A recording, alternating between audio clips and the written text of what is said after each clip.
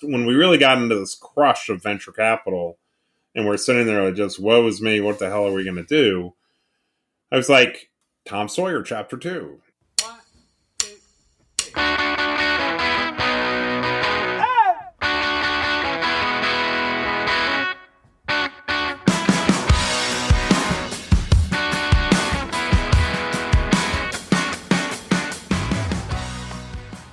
Coming up, we're talking to a pretty savvy AgTech investor, Carter Williams, all about his firm's thesis around food is health. The Modern Acre is a podcast for builders in agriculture that think differently. And we're your hosts, Tyler and Tim Nuss. If you'd like to dig deeper with the Modern Acre, join our community of builders in agriculture that think differently. Join our membership community, the Modern Acre Co-op. The Modern Acre podcast is presented by American Ag Credit. American Ag Credit is a proud member of the Farm Credit System, which was created more than 100 years ago with the sole purpose of serving the financial needs of farmers and ranchers. From small farms to the largest agribusiness enterprises, American Ag Credit understands agriculture and how to structure customized financial solutions. Just like many of the guests we have on the pod, American Ag Credit recognizes that the evolution of agriculture is inevitable and exciting. Their goal is to be at the forefront of this evolution, partnering with producers to grow their future in ways they haven't imagined yet.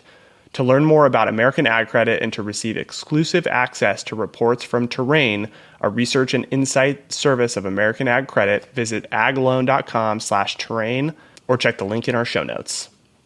Hope you guys had a good Labor Day weekend. I know Ty really enjoyed his Monday off, getting that rest and relaxation in. Ty, how you feeling? So rejuvenated, Tim. Oh, that extra day just totally helps. Ty, I got a story for you, a cold brew story, if you will. Oh, great. So I'm in Lodi on my days on the farm. Typically, like in the afternoon, I'll stop and just get a cold brew at different coffee shops in Lodi, kind of mix it up. Went to a new one last week and, get my usual go-to order is a medium cold brew with light ice, because everyone knows when you get light ice, you get more liquid. It's kind of like the go-to order. I do the same. Yep. So I ordered it and I get upcharged for light ice, an extra 50 cents. And I was just like, what? I was like, I've never seen this before. I was like, did you just charge me for light ice? And they were like, yeah, because you get more of the beverage. And so I paid the 50 cents, but I will not be returning to that coffee shop just out of principle. Tim, this has happened to me one time before, and I had the exact same reaction. This is America, okay? Yeah, not like we don't talk politics on the show, not to get political, but light ice should not be upcharged. Come on, people. You're already asking me for a 22% tip on my $6 cold brew. You do not need to upcharge for light ice. Yeah, this is definitely a hill I'll die on. Wow, I am sorry for you. Yeah, I was shocked and have been waiting to tell you. My goodness. All right, Tim, this was a great conversation. Carter is fascinating. We found him, I think, through LinkedIn. He's been posting a lot more about his takes on the industry, his firm's focus on food is health, what that means, its correlation to regenerative agriculture on the farming side, and all the way through to the consumer as food is medicine, food is ultimately health. So he has fascinating ideas on LinkedIn. And Tim, I think you shared it with me. And you're like, we got to get this guy on the podcast. Because that's, what else are we going to do? We see something interesting. We got to talk to him on the podcast. Yeah, Carter's got a super awesome story. He started his career working in engineering, working at companies like Boeing Phantom Works. We get into that on the podcast. His really unique background coming into agriculture and founding of iSelect Fund. They've been around for about 10 years, over 80 portfolio companies. So pretty prolific investor in the space. He's seen a lot of the ups and downs within AgTech. So it's really fascinating to get his takes on his portfolio and how he's looking at AgTech in general. In addition to his work as CEO and managing principal at iSelect Fund, he also writes a lot on LinkedIn and has a Substack newsletter called Creative Destruction that are both worth checking out. So with that, let's jump in with what's top of mind for Carter. Do you read Packy McCormick at all? Yeah. Yeah, so his recent thing on vertical integration really got me going. My background is aerospace originally. I worked at McDonnell Douglas and Boeing, and anybody who's worked there understands vertical integration. And then later in life, I got involved in agriculture, really from how to invest in complex technology. And so as we've been thinking through what's going on with AgTech, the challenge we're running into is, like in row crops, is you get this commoditization, but then you're trying to build specialized product. And you've got these forces of economic forces around commoditization that really discourage innovation in some levels, and then other trying to drive it. And so we've been thinking a lot more about how to get the system aligned to deliver food is health. And anyway, Packy wrote a really good article, I think a couple days ago in his newsletter around vertical integration, and it just sort of triggered 100,000 thoughts. He sort of drew in some things that Peter Thiel had said and that Thompson had said in the past around customer aggregation. So I've been like stuck. My brain's been stuck. Like, how do we aggregate all the people that want to be healthy in the food system? And how do we aggregate all the farmers that are early adopters? And how do we like align them so that all these great people working on AgTech innovations can get to the people who are the right early adopters to test them out, and we can build a better food system. So that's been my brain's been going on a loop all day long on that. Yeah, that is a complex puzzle to solve, and excited to dig into more of your work with iSelect and other projects that you're working on. But maybe let's learn a little bit more about you. How did you get into the food and ag space? Engineer by training, mechanical engineer, ended up at McDonnell Douglas on the F-18. Was one of the first implementers of Six Sigma. I actually learned it from Bill Smith himself, who was the father of Six Sigma. He came out, we called him up and said, hey, we need some help thinking about this Six Sigma thing. This was before anybody knew what Lean or Six Sigma was.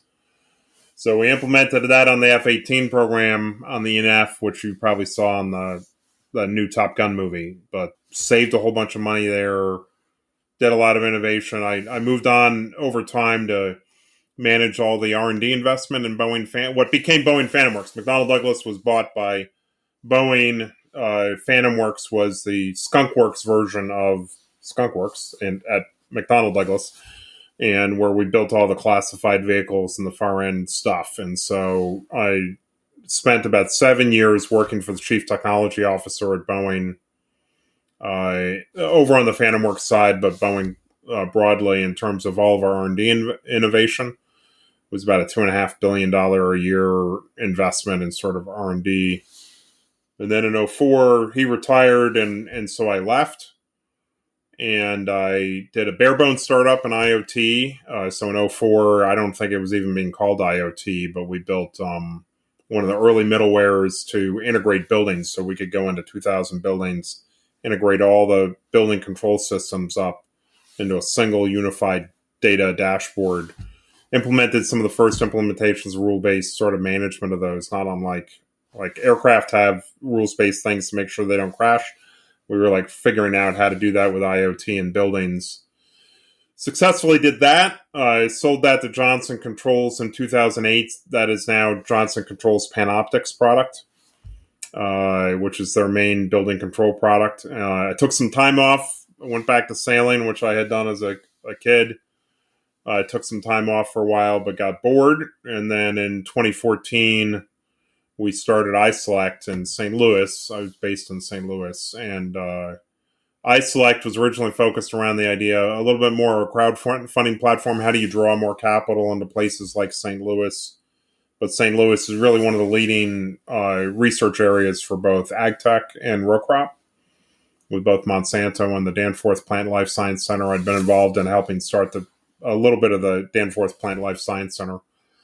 So a lot of AgTech row crop experience, a lot of ingredients companies in and around there. And then with WashU, really one of the leading human health institutions in terms of medical. And so we started iSelect, and it was really focused initially around AgTech and health tech, and did that in 2014. And so we've progressed over time into what we now call food is health.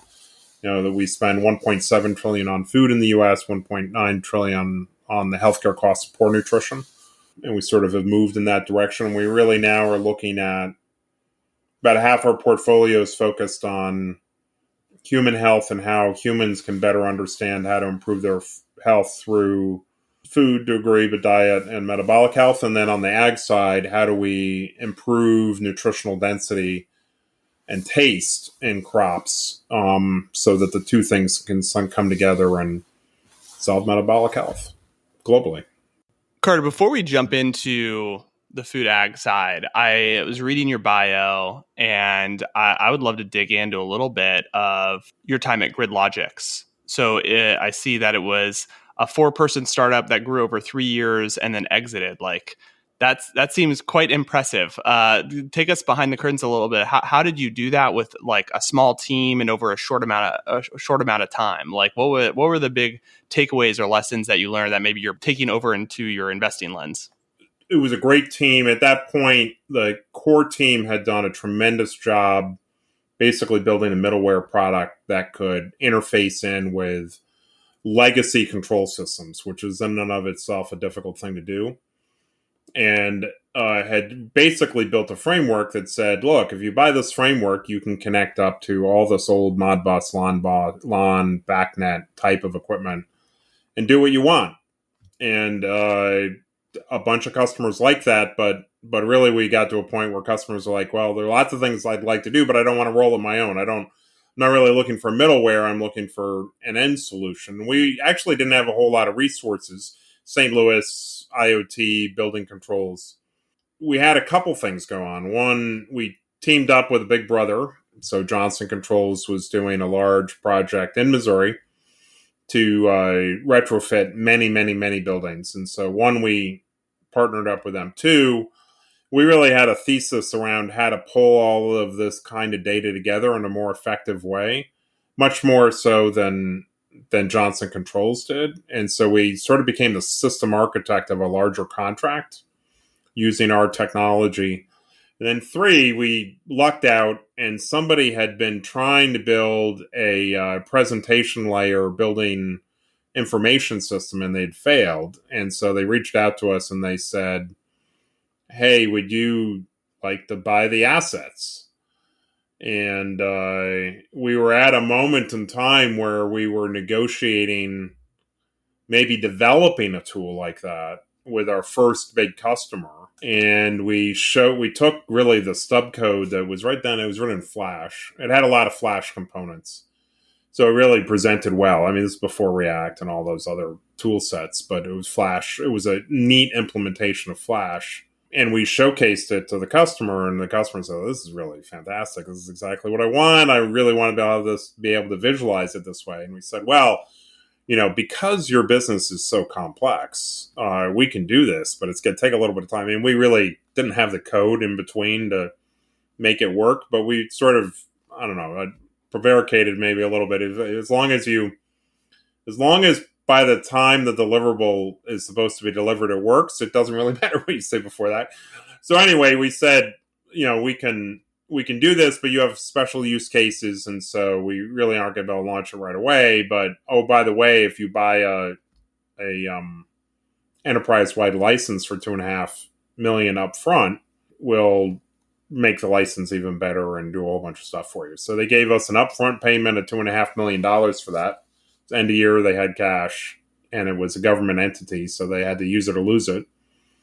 They paid for that up front. We bought those assets from that company for about $10,000. That really I would call a marketing demo. Got the money, so we didn't have to get dilutive capital. Had a big brother partnership with Johnson Controls, and so that sort of formed up aspects of the exit.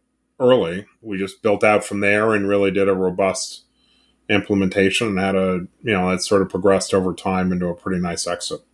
Well, Carter, let's dive into iSelect a little bit more. You mentioned kind of the two areas that you focus for your investment thesis, but you've been doing this for 10 years now. Maybe talk to us about kind of the current portfolio, size of the fund, size of the team, and where you focus specifically on portfolio companies. Yeah, so we've got about, I think, maybe 80 companies in our portfolio now, half AgTech, half health. We touch soil up through clinical data systems. We originally were focused more on crop inputs. I'd say we're now more focused on assays and data around agriculture. The team has ebbed and flowed a little bit. The current venture market is pretty tough. I think venture investing is off by 90%. exits have been very difficult. We've got a lot of syndicate partners that are going out of business. And then we've got corporates that are backing off. So it's not a terribly pleasant market right now. You show up to do a round and you think that if three other people are going to be there and all of a sudden they disappear on you. But what we are getting into I would say on the crop input side, when we started doing biologics 10 years ago, and finally now the market is understanding how to use biologics. So things like that have been a tough ride in terms of really carrying it through. A lot of those companies are still alive. We really haven't lost any of our biologics companies, but they are still alive and the market is starting to adopt them. That's both things like nitrogen fixation, crop protection, more on row crop. But we're looking more at specialty.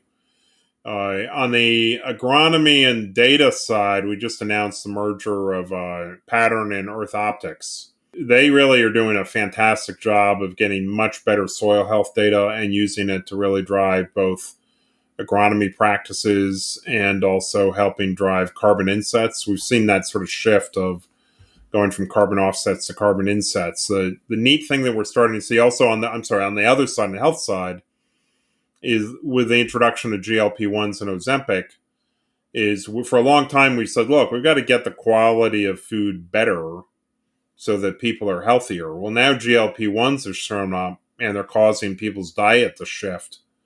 Seek nutritional density. We're starting to see that market to say we want more taste. We want better nutrition. We want more specialty crops. We want more heritage grains. So all these things that we've been thinking would happen for 10 years are starting to happen on that side.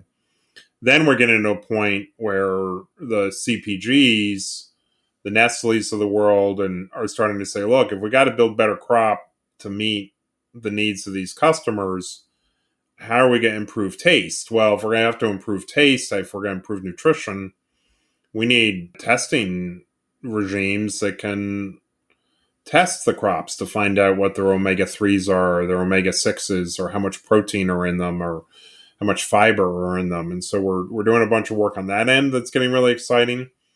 We've got the soil testing down to the point that we can understand how are these microbes surviving in the soil? What other things do they need? Are they being picked up by the crop?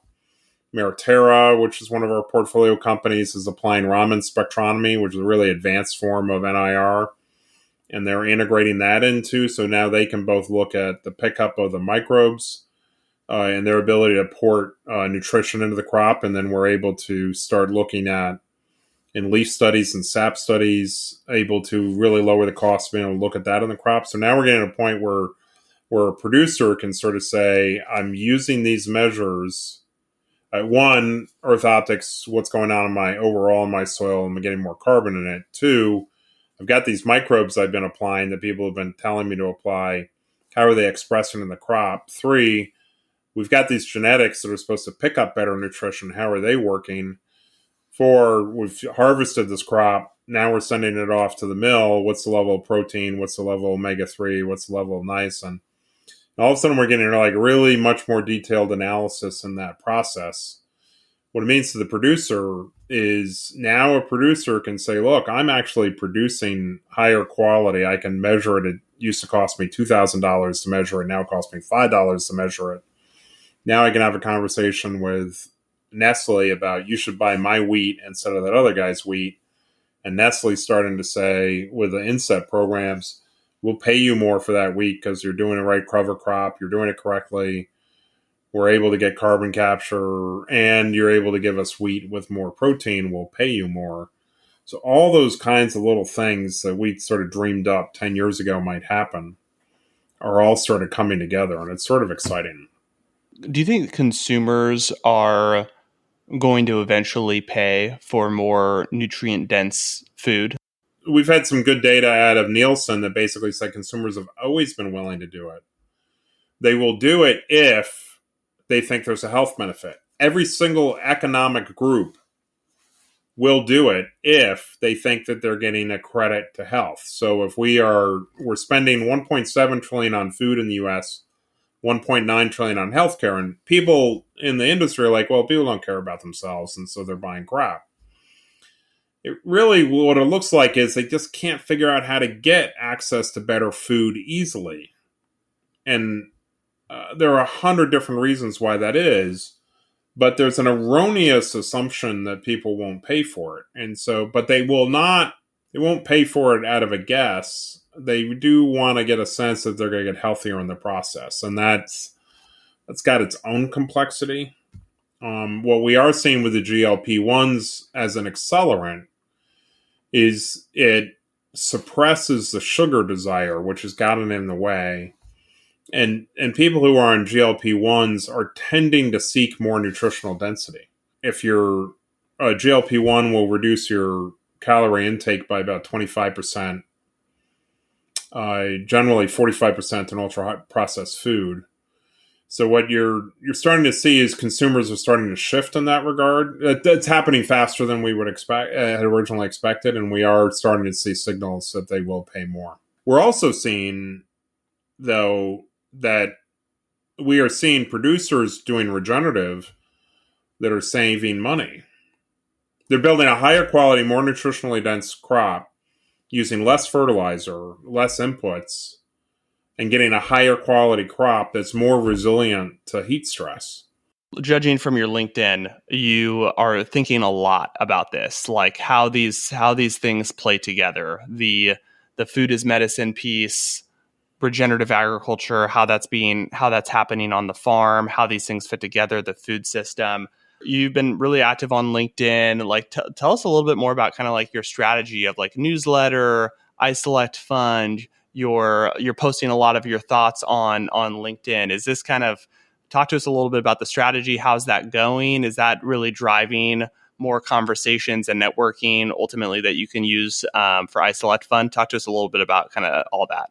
Yeah, I would say that it's a term we refer to as network centric innovation, and that is that there are thousands of people throughout the entire system that are seeing other parts of what could happen. It is very difficult for me to figure out where all those people are. And so we've always had this concept that the way you need to do investing is you need early adopter customers, entrepreneurs, capital, and gray-haired talented people. You need those four things to get things going. So we always know where the entrepreneurs are, and then we're VCs, so we're capital. But we also want to find early adopter customers. But we're constantly trying to draw that together, and always have felt that way. What has evolved over the last, when we really got into this crush of venture capital, and we're sitting there like, just, woe is me, what the hell are we going to do? I was like, Tom Sawyer, chapter 2. Tom was Saturday morning, he didn't want to paint the fence, and he needed to figure out how to do it, and he persuaded all of his friends to like help out, and they all contributed to and so we sort of shifted our strategy to, let's take what we're seeing, because the advantage is we've seen like 5,000 companies, so things come to us all the time, and I used to be in a mode like, I don't really want to communicate this unless it's really cogent. And it's like, screw it. Let's stop doing it that way. Let's take the information and spill it out on a more incremental basis and let other people chime in. And so that started this effort of the posting lessons learned once a week. And I got back to really writing more in my Substack to try to, and I got away from saying, oh, it has to be perfect.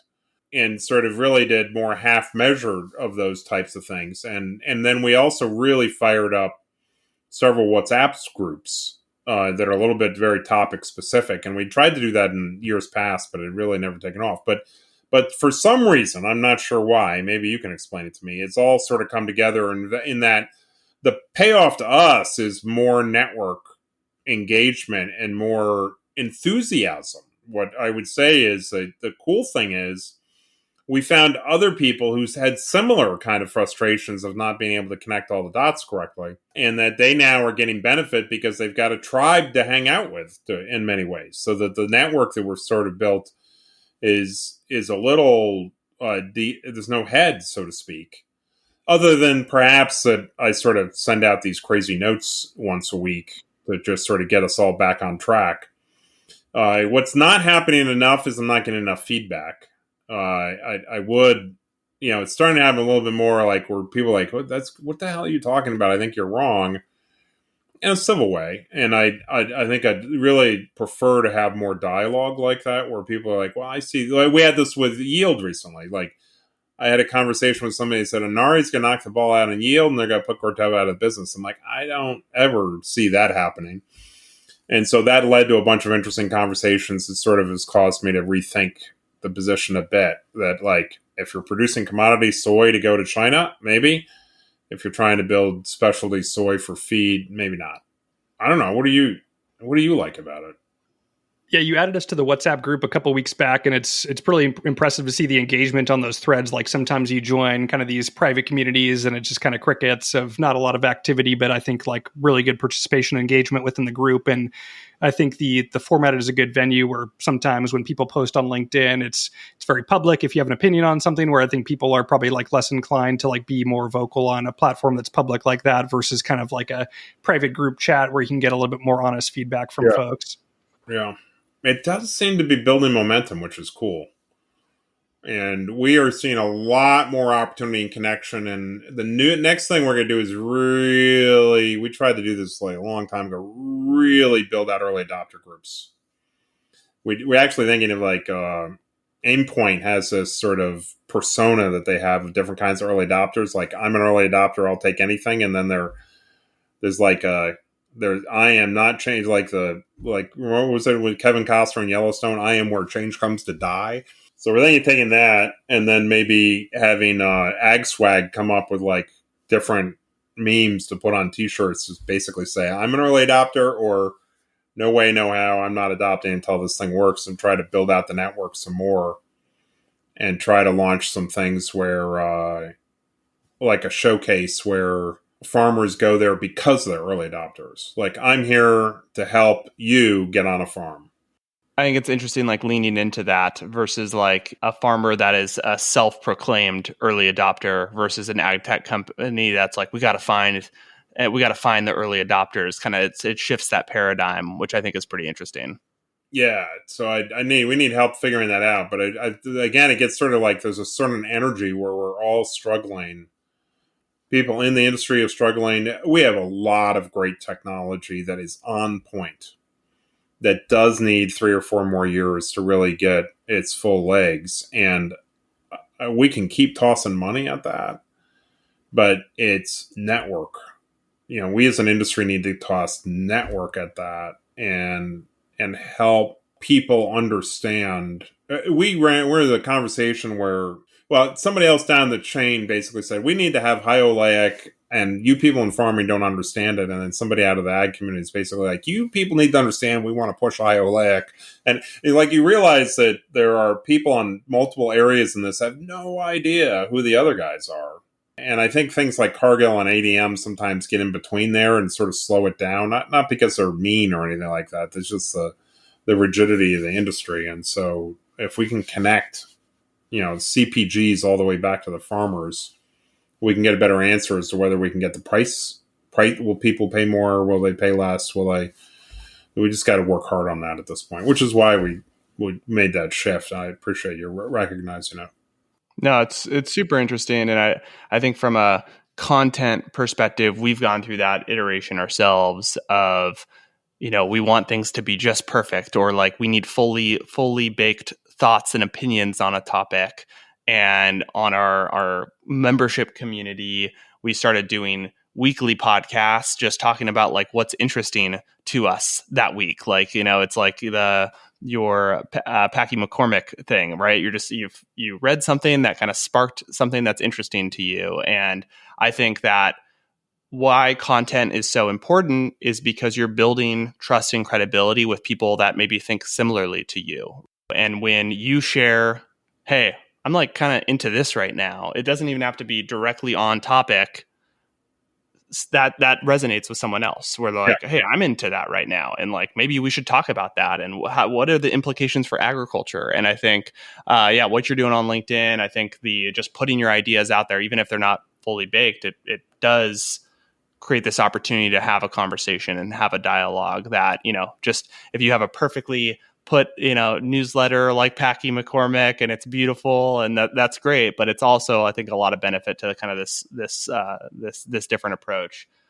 And I will say there's some method to our madness in terms of what we're putting there, which is sort of having done this for a while.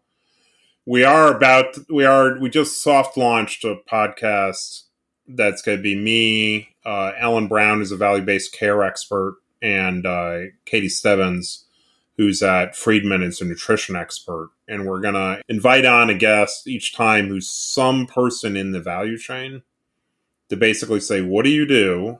Just so that, because if you're in CPG, you have no idea what like a row crop farmer does. So what do you do? And then the second part will be, how do you think you fit into food is health? What are you doing that you don't understand from somewhere else in the value chain? And so we want to try to make that like a podcast that everybody listens to that answers the question, like, I need to understand the rest of this value chain at a lot faster rate than I can by calling my neighbor in the value chain. So we'll see how that goes, but that's a new thing we're trying. Carter, I know you have a lot of ideas and lessons learned. Any contrarian opinions that you have? What's your ag hot take?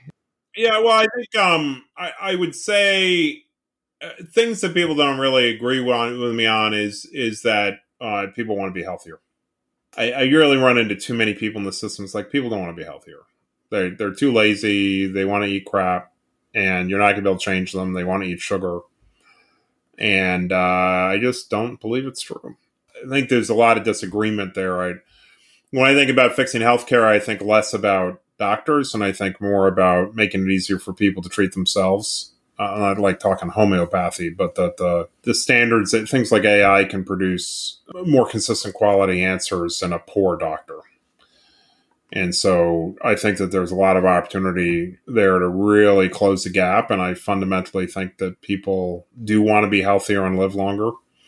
And a lot of the system doesn't recognize that or acknowledge it.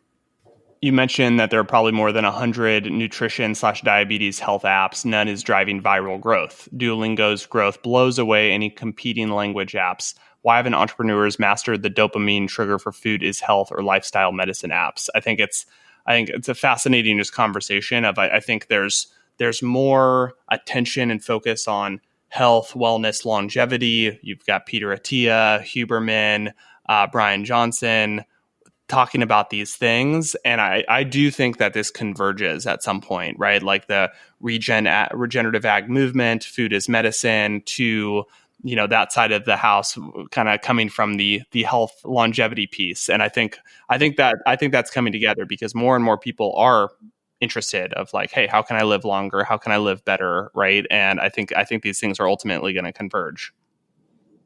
We're an amazing point of convergence. One, you've got sort of the GLP-1 thing coming in, and there are good doctors I know that sort of think it's a crutch, and it is. But if you've got an A1C of 10, it's a hell of a crutch. A hell of a good solution. But then you have both presidential candidates now are making health a thing. You've got the politicians thinking about that. Now, I don't think they're going to contribute much to this equation, but their focus is there. I think that you've got Gen Z who wants their parents to live longer now because they realize their parents are probably pretty cool. And parents are like, as adults, you guys are pretty cool. So you've got that kind of momentum. And then the other is just getting to be a more fascinating area. It's like, I'm going to eat better, and we can. And the other thing a lot of people fight me on is regenerative cost less. Yes, it costs less. Or the other one that they fight me on, this gets back to Six Sigma, is when we started Six Sigma, everyone said Six Sigma is going to cost more. Well, once you rolled Six Sigma down, there was so much quality issues and hitting cost. This was the big thing that Bill Smith taught, hitting cost in the system. You were throwing away a lot more than you realized. You had productivity issues you didn't realize. So when we talk about making better nutritional density, better consistency in crop, most people think that's going to cost more. It's going to cost less because there's a whole bunch of hidden cost and out throughout the system that's going to go away. And where we have talked about, for example, we're going to build beef that would have a better balance of omega-3s and omega-6s by modifying the crops going into that beef and how you feed it. people think that's going to be a premium product. I think that's going to be a basic consumer staple. You'll have higher quality meat from a nutritional standpoint, less inflammatory effect, and that if we get the controls down by feeding them the right stuff, then we'll narrow that range. And actually, I believe that a whole bunch of cost elements will go out. Now, the other cost element that will go out is the negative effect of health and inflammatory effects. So you may pick up some costs there or some revenue on that side. But I think we're at a point where we're going to, like, very much, if you went through the Six Sigma world in 1990, it's obvious to you. If you didn't, you may not. But we're going to see such a better consistency of product that the negative externalities of carbon will go down, the negative externalities of health will go down, and it'll just be a lot nicer. I think that's a great place to wrap it. Some exciting times, even with the challenging market that AgTech's been in. I think there's a lot of tailwinds happening right now with biologicals, regen ag, food is health, everything that you're working on. So excited to see how things go for iSelect in the years to come. Carter, this has been a ton of fun. As we wrap up, how can listeners connect with you and iSelect? I'm very active on LinkedIn, and that's probably the best way to connect me is on LinkedIn or cwilliams@iselectfund.com. I am more than willing. Anybody who wants to invest and co-invest in this space, I don't need to get money out of you. If you want to understand the space, I'm more than willing to, talk to any investor to try to educate them as to why they should be investing in this space. If there are any portcos out there, any portfolio any company, startups that are trying to encourage investors to come in, even if I'm not an investor in your company, I'm more than willing to sort of help new investors understand the space and point them to me, and I'll talk to them. So, Ty, what do you think? We found him on LinkedIn because of his writing, because he's interesting. Great conversation. He did not disappoint. And I think it was awesome to ask him about that, Tim, about like, hey, why did you decide to write more and put more content out there? And, we talked a little bit about it on the podcast, but, it's something we've thought a lot about is just sharing more ideas, more takes, even if they're half baked, right? Is just kind of building community and conversation online is really valuable. That's one of the reasons we've done these short weekly co-op episodes where we're just, me and you are talking about, hey, what's interesting to us this week, right? It's putting thoughts and ideas out there that are valuable in, even if it's not a fully thought out idea that you can do 1,000-word, article on. And I think it's really interesting. And that's clearly been working for him because he's getting more traction online with his WhatsApp groups, et cetera. So I thought that was really interesting and some takeaways for us just with the Modern Acre. Totally. Well, hope you guys really enjoyed this conversation with Carter. We'll be back next week with another new episode.